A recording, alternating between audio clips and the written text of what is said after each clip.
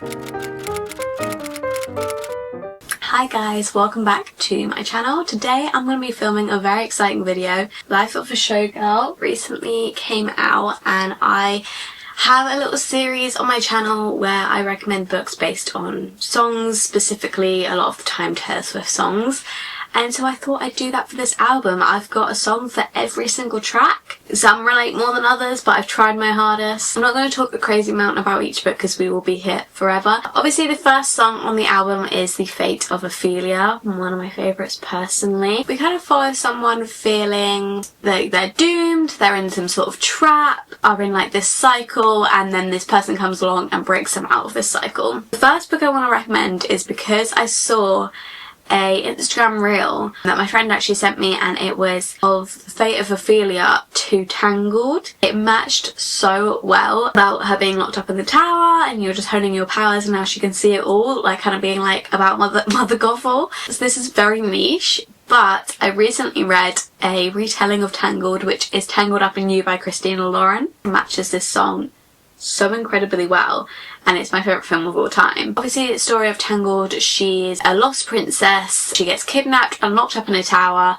used for her powers, and then one day this guy is on the run from the guards and he climbs the tower and find each other, and they go on a little adventure for her to see the floating lanterns outside her window, and it basically uncovers this whole thing about her life being a lie.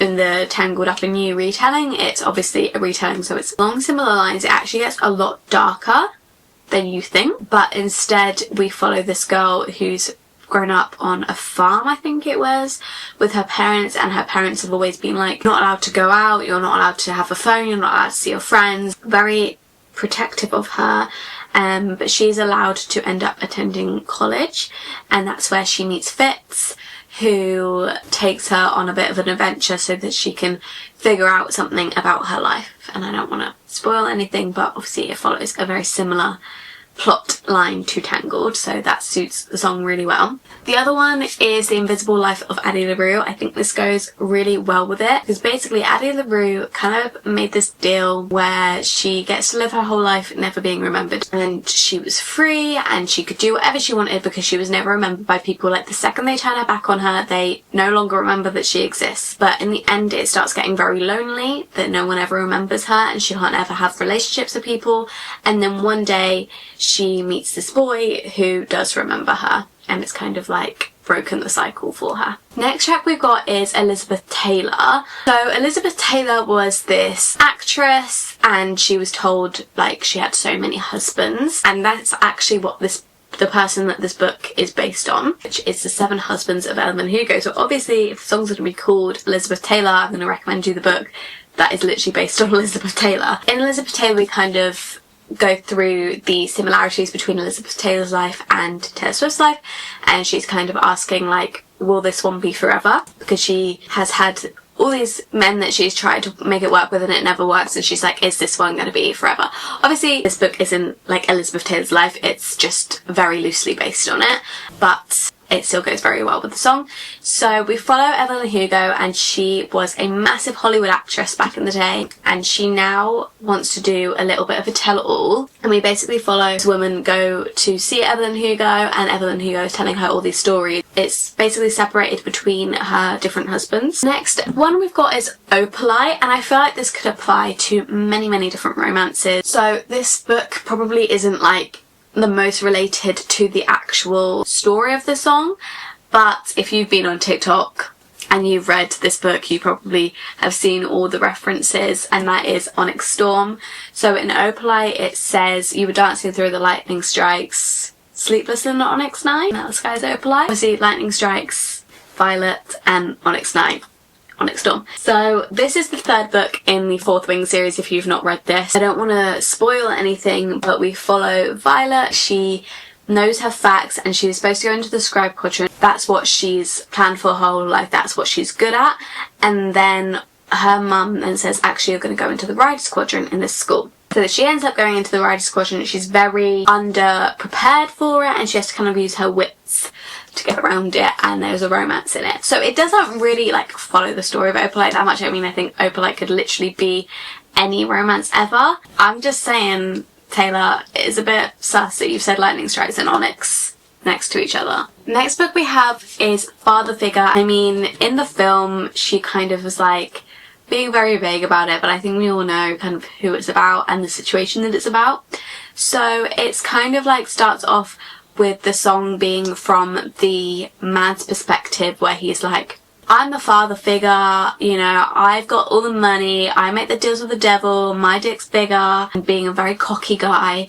And then at the end it kind of spins round and Taylor Swift's like, actually, you pulled the wrong trigger and I'm actually more powerful than you. I'd relate this to Throne of Glass. Probably not specifically the Throne of Glass book, probably like a book a little bit later on, or maybe like the Assassin's Blade. There's a specific character I'm thinking about in this. I don't want to say, I don't think, it's not really a spoiler, but I don't want to say just in case. We follow a very powerful woman and she is very underestimated by a lot of men, and one man in specific who's kind of like a father figure to her, he like take advantage of her. It's just not a very nice guy, and in the end girl boss Selena is kind of like, well, actually I'm more powerful than you. I think it might be Queen of Shadows is the one where I'd like most relate it to, but Throne of Glass series. Then we've got Eldest Daughter. I'm really annoyed because I keep seeing TikToks now relating this book to Eldest Daughter, and I'm like, shit, I thought I was original there. As soon as I heard this song, I was like, there is one character that this song would go with, and that is Nora from Book Lovers. So Eldest Daughter kind of is talking about how eldest daughters are given so much responsibility and how they're always trying to put up a front and look really cool and be like such a girl boss, and really inside, well, it's all just a front. I don't know, I'm not an eldest daughter. I'm actually a youngest child, so I do get mentioned in that song as well. Nora is literally described on the back as a cutthroat literary agent. Kind of like a no-nonsense, no bullshit. She's very serious. She's got her game face on. She is an older sister to Libby, who is a lot more kind of like young and wild. You kind of see her have all this responsibility and put on this face for everything, and then she meets Charlie, and they're both kind of very similar in the fact that they put on this like strong face, and they kind of both like break down each other's walls a little bit. Then we have Ruin the Friendship. Now, I don't have a song that specifically goes with Ruin the Friendship because obviously Ruin the Friendship goes very sad at the end. If we're gonna leave out the sad bit and just talk about like ruin the friendship so you don't regret it and make the move on that person, otherwise you'll regret it, that is You Got Me on Vacation by Emily Henry. Sorry to recommend 2 Emily Henry books in a row, or People With Me on Vacation. Same book. So we follow Alex and Poppy. They were best friends 12 years ago, and then I think it's 2 summers ago. Yeah, 2 summers ago, everything goes wrong and they fall out of contact, but they used to go on a summer holiday every single year and have the best time. And our main character Poppy, she's kind of feeling a little bit lost in her job, and she's like, the last time I felt happy was with Alex. And so she contacts him again and they try and make another go of it, go on another summer holiday. And it's kind of like their friendship broke down because they obviously always liked each other and none of them ruined the friendship. Then we've got Actually Romantic. So Actually Romantic is basically Taylor being like, you hate me so much, you talk about me so much, you must be in love with me. This is obviously like to a hater, to a certain hater, but we won't get into that, of Taylor Swift's. But I think it applies really well to enemies to lovers. The one where I think like they're actually like enemies, like they hate each other, is The Cruel Prince by Holly Black. Like so much so that there's like no romance in this book. they basically just hate each other. You hate me so much, you are obsessed with me. It's kind of the vibes. So it goes very well with Actually Romantic. So we follow Jude, who is a human that lives in the fairylands, and her and her sister are both human and they're very picked on in school. They are the odd ones out and they're bullied a lot. Jude's sister kind of just takes it, but Jude is very much like headstrong girl boss woman and she kind of stands up for herself. And then Carden is in this school and he's like the top bully, like he hates them and bullies them so much that it's actually to the point where he's like obsessed with her. And it obviously turns into a romance, but not really in this book. But if you want one where it's like actual enemies, I would go with this one. And the other one I have for this is You Deserve Each Other, which is not a fantasy, it's just a romance, and it's not really enemies to lovers. I mean, I guess it kind of is. Basically, they're fiancés and they have kind of fallen out of love with each other. They haven't worked through their problems, and so they have all these problems and they think they don't want to sort it out, they just want to leave each other. But the person that leaves, I think, has to pay the deposit of the wedding or something like that. So they don't want to be the person that leaves, and so they keep trying to like piss the other person off so much that they leave them, and it's kind of like a battle of wills, and they just are trying to piss each other off. That's why I think that goes with actually romantic. I actually have so much fun trying to annoy each other that they kind of fall back in love. Then we have Wishlist. The last half of the album is kind of like a lot of romance songs, and so I kind of found it a little bit hard to just sign a specific book for them, because I think like a lot of books just go with it. But for Wishlist I went with The Right Move. It's not like Taylor and Travis's relationship, because the main woman character is not famous, but it's a sports romance, and so I feel like it kind of goes a little bit. This one is the second book in the Windy City series, and it follows Ryan Shea, who's a very famous love interest. Ryan is in the NBA, and he's being told by his general manager that he is a bit unapproachable, very much like on his own and on his own path, and he doesn't really include anyone else in his life. And so in order to kind of get his manager off his back, he's like, actually, I have a girlfriend, so I have that to focus on as well as my basketball, and I'm not like this lone wolf. So then he has to start fake dating this girl, and she has had to move in with him because she has just left her last relationship and she doesn't have anywhere to live. And they both kind of just want to settle down with someone, and they haven't found the right person, and they both had very tricky relationships in the past. Then we've got Wood, and I just thought, you know what, let's go for Court of Mist and Fury. Not just because of chapter, is it 54? I just put what's the famous chapter and it came up in Akamath straight away. Chapter 55. Not just because of chapter 55 and it being called Wood and it being like one of Taylor's most... Everyone's like made such a big thing of it. I don't even think it's more sexual than Dress. I think Dress is more sexual than Wood.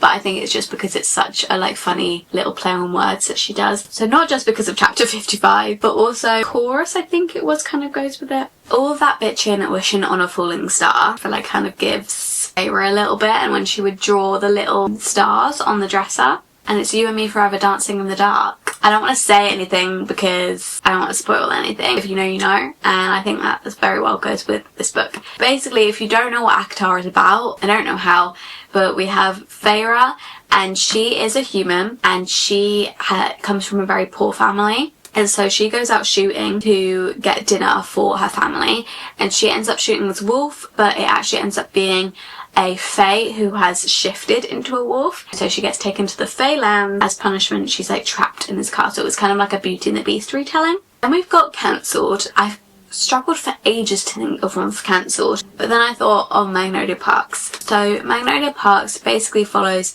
these London socialites who are kind of like influencers, and they don't really have a job, but they're just famous because they're rich, and they always get into little scandals. Obviously this song is about all Taylor Swift's friends being cancelled, so that's kind of what Magnolia Parks is like, always under scrutiny from the media, and they've always done something wrong. They're all under like a microscope, and they're all basically cancelled. Then we've got Honey. Again, this is kind of like more of a general one. I just kind of went with the sweetest romances I could think of. First one that stood out to me was The 7 Year Slip by Ashley Poston, because in this one he's a chef, and I just kind of thought, you know, honey. So we follow Clementine, who gets given an apartment by her aunt. And if you don't know, all of Ashley Poston's books are magical realism. So there's a little random magic thing that happens in there. And this one, the apartment goes back 7 years in time sometimes when you go through it. And 7 years ago, there was this man who the aunt was letting stay in her place. And so he is just randomly there one time when our main character enters the apartment. And she doesn't really know what's going on. She thinks it's the present. He thinks it's the present. And they kind of form like a relationship together.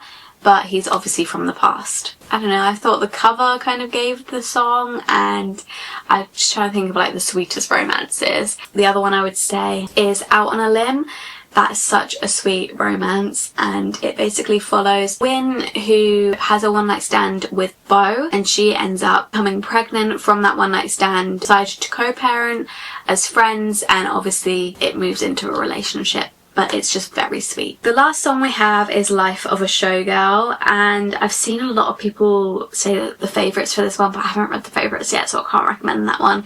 But I would say Daisy Jones and the Six. I think Daisy Jones and the Six very strongly follows the highs and the lows of fame. We don't just follow Daisy Jones, we follow all the members of the band. The main character is Daisy Jones, and she has a lot of rises and falls when it comes to fame and a lot of struggles. And you know, fame obviously isn't all it's cracked up to be all the time for her and for the whole band, and it's told in like an interview style from the band when they're older and they're now split up and retired, and they kind of go through when they first shot to fame and all the way through until like the explosive split up. But yeah, those are all the books I have to recommend for the different tracks on Taylor Swift's new album. I hope that you've taken away a little recommendation based on your favourite track from the album. If you have any other recommendations that go with any of the other songs, please let me know. And please give this video a thumbs up if you enjoyed it. You can subscribe down below and turn the bell on. You'll be notified every time I upload, which is every Sunday. Always book related videos. If you want to, you can follow my Instagram and my TikTok at _libraryofeden, and I will see you in my next video very soon. Bye!